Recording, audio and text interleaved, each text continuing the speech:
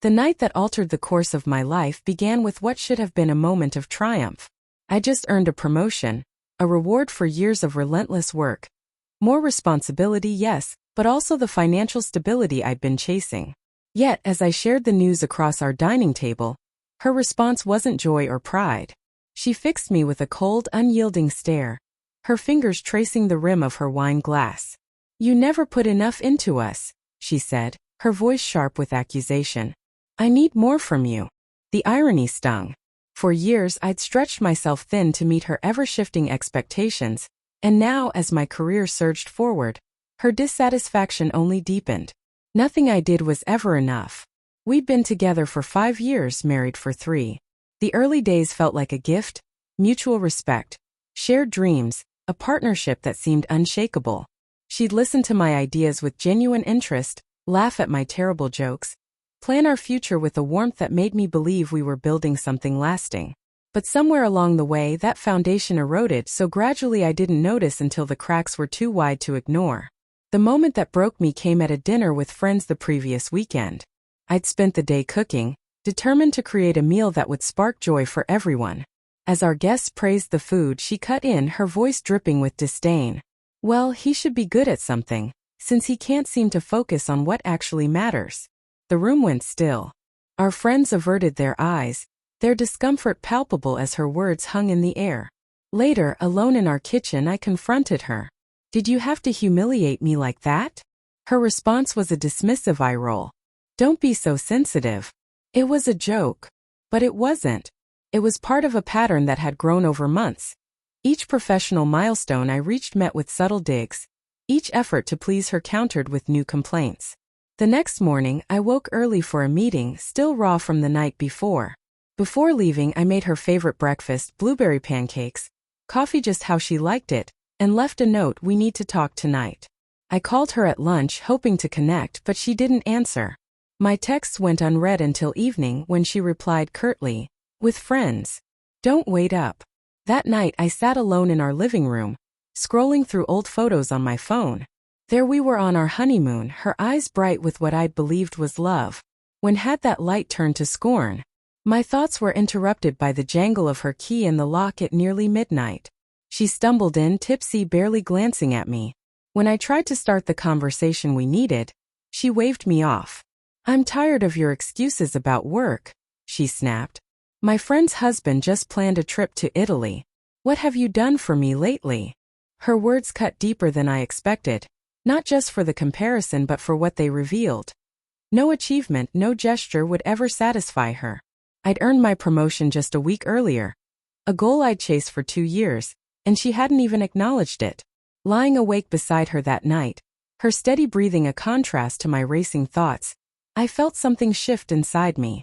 The exhaustion of seeking approval from someone who withheld it so freely became unbearable. A single thought crystallized, clear and undeniable. I deserve better. The next day was Saturday. She spent the morning nitpicking. How I'd loaded the dishwasher wrong. How our neighbor's dog was too loud. When her phone buzzed with a message, she snatched it up, turning away with a smile I hadn't seen directed at me in months. "Who's that?" I asked, keeping my tone light. "Just work," she said, but her defensiveness betrayed her. I didn't press, instead suggesting lunch at her favorite restaurant, a place I knew she loved. She hesitated, then agreed, perhaps sensing my quiet withdrawal and unsure how to respond to it. At lunch, I watched her as if seeing her anew. She snapped at the waiter over a minor delay, checked her phone obsessively, smirked at messages I couldn't see. When I mentioned my mother's upcoming visit, she rolled her eyes, barely hiding her irritation. By the time we returned home, my resolve was hardening, not from anger, but from a growing clarity. I deserved respect, appreciation, a partnership built on mutual effort. If I couldn't find that here, I needed to find the strength to leave. For 2 weeks, I tried to salvage what remained of us. I suggested couples therapy, bought books on communication, planned a weekend getaway to reconnect. Each effort was met with dismissal or derision. "Therapy's for people who can't handle their own problems," she said, tossing the pamphlet aside. The getaway I'd meticulously arranged was canceled at the last minute. She had plans with friends, no explanation, no rescheduling. I stood in our bedroom, staring at the half-packed suitcase, feeling foolish for believing she'd care. Our conversations grew worse, every exchange a litany of my failures. If I worked late, I was neglecting her. If I came home early, I wasn't driven enough. The rules changed constantly, ensuring I could never succeed. Then came the financial revelation that sharpened my perspective. Despite my promotion, our savings were shrinking. When I raised it at dinner, pulling out bank statements to show we were spending nearly twice our norm, she bristled. "Are you tracking my money now? Do you trust me that little?" she demanded, shoving her plate away. "Maybe if you earned more, this wouldn't be a problem." Her words were less about the money than about control, her need to keep me off balance. Later, I discovered she'd opened a secret credit card, amassing thousands in debt on luxury purchases, designer bags, lavish dinners, while blaming me for our financial strain. The next morning, as I cooked breakfast to ease the tension, I overheard her on the phone in the bathroom, her voice hushed but clear. "He's getting so controlling about money. No, he doesn't suspect anything. I've got him handled." My hand froze, the spatula trembling. Who was she talking to? What didn't I suspect? Confronting her would only yield denials, accusations of paranoia. Instead, I plated the food, smiled through breakfast, and watched her smirk at her phone under the table, her attention anywhere but on me. That evening, I proposed a budget to stabilize our finances, framing it as a step toward shared goals. Her response was venomous. "I'm not living like some broke nobody. If you can't give me the life I want, maybe I married the wrong man." The words landed like a gavel, not because they hurt, but because they clarified what I'd been avoiding. This wasn't about partnership. It was about her entitlement, her refusal to see us as a team.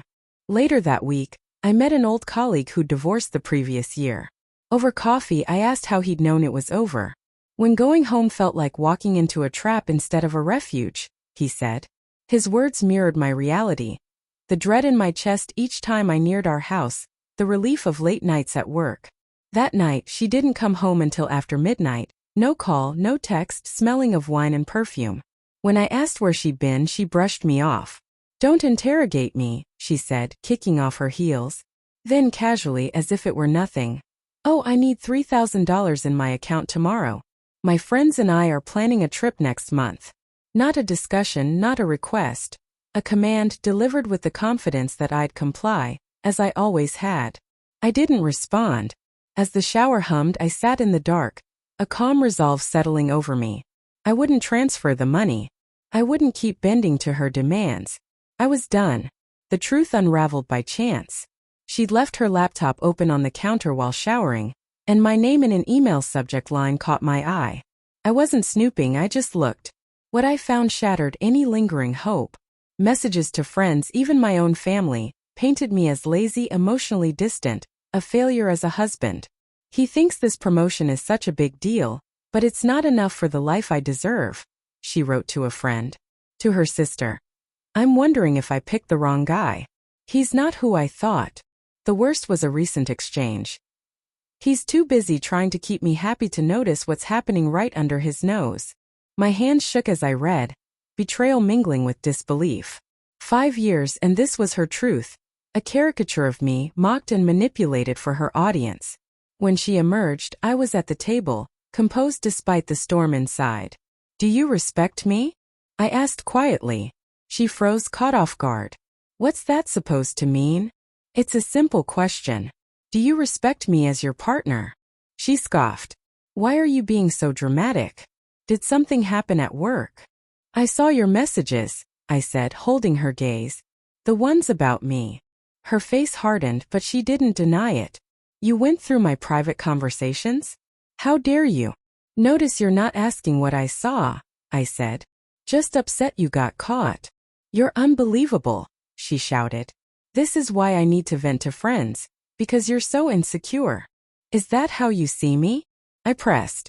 "Someone to mock to everyone we know? Everyone complains about their spouse," she snapped. "It doesn't mean anything." But it meant everything. "I think we need time apart," I said, the words steady despite their weight. Her anger faltered, replaced by a flicker of panic. "You're overreacting to a few messages. What are you even talking about?" "It's not just the messages," I said. It's the criticism, the dishonesty, the complete lack of respect. Her tears came then, sudden and practiced. I'm sorry if I hurt you. I've been stressed. You know I love you. But the performance rang hollow. I'd seen too much. I need to think, I said, standing. I'm staying at a hotel tonight. You're being ridiculous, she said, the tears gone as quickly as they'd appeared. Running away won't fix anything. I packed a bag while she oscillated between pleas and accusations. As I reached the door, she delivered her final barb. If you leave now, don't bother coming back. I paused, meeting her eyes. Is that what you want? For a moment, uncertainty crossed her face. She hadn't expected me to challenge her bluff. Of course not, she backtracked. I just don't understand why you're making this into something it's not. Driving to the hotel, a weight lifted. For the first time in years, I was choosing myself, not just reacting to her. In the quiet of the room, I researched divorce attorneys, began documenting everything. The financial discrepancies, her cutting remarks, the messages I'd seen. I wasn't just leaving. I was preparing to dismantle the life that had trapped me. She called 17 times the next morning. I answered the 18th. I've been worried sick, she said, as if I were the one at fault. When are you coming home? I'm not sure, I said. I need more time. You can't just walk out on our marriage because your feelings got hurt, she snapped. What about when you've hurt me? We'll talk soon, I said, ending the call before her manipulation could take hold. The next day I called in sick, a first in years, not for rest but for strategy. At a new bank, I opened an account she couldn't touch, transferring exactly half our savings, my contributions documented to the cent. The manager, sensing my purpose, asked gently, Everything okay at home? Just being cautious, I replied.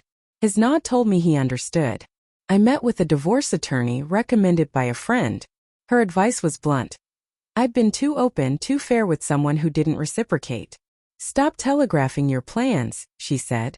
Document everything, protect your finances, and don't leave the house if you can avoid it. It can weaken your legal position. I explained I'd already spent a night away, that she'd told me not to return. Perfect, the lawyer said. Get that in writing if you can. Back at the hotel, her texts poured in, guilt trips, accusations, threats. The credit card was declined at the store. Fix it. Your mom called. I told her we're having issues because you're so distant. If you're trying to punish me, you'll only hurt yourself. I didn't reply. Instead, I reached out to 3 friends I'd lost touch with. One she'd subtly pushed out of my life. All responded immediately, concerned but supportive. That evening, over drinks with my oldest friend, I shared the truth. We've all been waiting for this, he admitted. None of us could stand her, but you were so determined to make it work, we didn't push. Why didn't you say more? I asked, hurt but curious. We tried, he said. Remember Jake's wedding? I warned you about how she treated you and you got defensive. After that, we knew you had to see it yourself. He was right. I'd been blind, defending her to protect my own belief in us. He offered his guest room and I accepted, knowing a hotel would drain me dry. Her next move came swiftly. My boss called, awkward but concerned. Your wife reached out. She's worried about your mental state. Said you've been erratic, missing work. I called in sick once, I said, anger rising. I'm handling personal matters, but it won't affect my work. Take what time you need, he said, but I heard the doubt. She was targeting my career now, planting seeds of instability. That evening, knowing she'd be at her spin class, I returned to the house. I packed clothes, documents, a few keepsakes. As I finished, her car pulled in. The confrontation was inevitable. She blocked the door, arms crossed. Sneaking in like a thief? You told me not to come back, I said. I was upset. You can't take everything I say literally. I need more time, I said, moving past her. Her tone softened, manipulative. Please, can we talk? I miss you. For a moment I wavered. Could something be saved? Then I remembered the messages, the debt, the relentless criticism. I'll call tomorrow, I said, heading to my car. If you leave again, I'm changing the locks, she called after me. That would be illegal, I replied. I still live here, even if I'm staying elsewhere for now. Her shock at my firmness was a small victory. At my friends, I pressed forward. Mail forwarded to a P.O. box, financial records copied, her manipulative messages saved. A mutual friend called. She's telling everyone you're having a breakdown, that you emptied the accounts and vanished. I took my half of the savings, I clarified. And I've answered every message she sent. I figured, he said. Just wanted you to know what she's saying. Her narrative was calculated, but I was ready. That night I slept deeply, the burden of her expectations gone. I was no longer reacting, I was planning. The final straw came during the most critical moment of my career. I was set to pitch a leadership role to the executive team, a position I prepared for tirelessly. At 1:45 p.m., as I reviewed my slides, security called. She was in the lobby, claiming a family emergency. My stomach dropped, but I excused myself, promising my boss I'd be back in minutes. She stood there, purse slung over her elbow, her distress clearly staged. What are you doing here? I asked, voice low. You haven't been home, you're ignoring me, what choice did I have? She said loudly, drawing eyes. I've responded to every message, I said. I have a presentation in 10 minutes. We'll talk tonight. So work matters more than our marriage, she said, louder still. I noticed two executives glancing over, their faces unreadable. This isn't the place, I said firmly. I have to go. Of course you do, she sneered. Run to your career. Oh, and I maxed out the credit card, the one in your name. Someone had to pay for my therapy since you've caused me so much stress. The timing wasn't accidental. She'd chosen this moment to destabilize me, to sabotage what I'd worked for. We'll talk tonight, I said, pulling my arm free as she grabbed me. If you walk away, we're done, she said. I met her eyes. I understand. Her voice rose as I turned. Don't you dare walk away. But I did, stepping into the elevator, forcing myself to focus. The presentation went forward. I delivered it with conviction, though I felt the executive's scrutiny, their awareness of the lobby scene. Afterward, my boss asked, everything okay? Personal matters, I said. It won't affect my work. He nodded, but I knew the damage was done. That evening I didn't go home. I went to the lawyer's office and signed the divorce papers. No hesitation left. Her texts followed, anger, guilt, threats. You humiliated me. I'm worried about you. You'll regret this. I didn't respond. Later, I entered the house quietly while she was on the phone in the kitchen. He's lost it, she was saying. I might need a restraining order to protect myself. I cleared my throat. She whirled, paling, and ended the call. You're home, she said, forcing a smile. Planning to file a false restraining order? I asked. You misunderstood, she stammered. I was upset after today. After you showed up to sabotage my presentation? I was worried, you've been so strange. I set a recorder on the counter. I've been recording our talks for my protection. Her eyes flickered with calculation. That's illegal. Single-party consent is legal here, I said. I checked. For once she was silent. I placed the divorce papers beside the recorder. I'll stay with a friend until this is finalized. I've moved my half of the savings to a new account, documented. You can have the house for now, but we'll sell it in the settlement. You can't decide this alone, she protested. I'm deciding for me, I said. The divorce will handle the rest. As I turned to leave, she tried one last jab. Your parents will be so disappointed. Your dad always said you give up too easily. They know, I said. They support me. Her shock was palpable. She'd banked on isolating me from them. My lawyer will contact yours, I said, walking out. The divorce moved swiftly. She fought every step, but my documentation, texts, recordings, financial records, witness statements, left her cornered. Her attempt to label me unstable collapsed when my lawyer presented her own emails, mocking me to friends. You went through my emails? She raged in mediation. You sent them to mutual friends who were concerned, I said. They shared them. Her social web unraveled as her allies saw the truth. The financial disclosures revealed her $30,000 credit card debt, deemed her responsibility since she'd hidden it. We're married, debt is shared, she argued. Not when you conceal it, her lawyer sighed. The divorce finalized 3 months later. She skipped the final hearing, sending a melodramatic letter about her devastation. The judge barely glanced at it. Outside, my lawyer shook my hand. Your preparation made this airtight. In my new apartment, small but mine, I felt peace. Her last text came from a new number. I hope you're happy. You ruined everything. I blocked it without replying and unpacked. The quiet, a bomb after years of chaos. A week later, my boss called. The executives admired my resilience, offering the promotion I'd feared I'd lost. Life surged forward. I joined a hiking group, took cooking classes, mentored at a startup incubator, reconnected with friends. 6 months post-divorce, I heard she was engaged to an older, wealthy man. I felt no anger, only pity for him. A year after signing the papers, her letter arrived. I miss what we had, she wrote. My new relationship isn't working. Can we talk? No remorse, no accountability. Just her pattern of reaching out when dissatisfied. I filed it away, a reminder of lessons hard learned, and declined her contact request with one word. No. That night, I dined with a woman I'd been seeing. Kind, independent, genuine. She asked what gave me the courage to leave. When I saw I was giving everything to someone who couldn't give me respect, I said. Leaving became the only choice that made sense. She nodded. That takes strength. It was survival first, I admitted. The strength came later in rebuilding. I'm glad you did, she said, her smile warm. Driving home, I realized tomorrow held no dread, only possibility. I'd lost a marriage, but I'd gained myself, my worth, my boundaries, my freedom. And that was more than enough.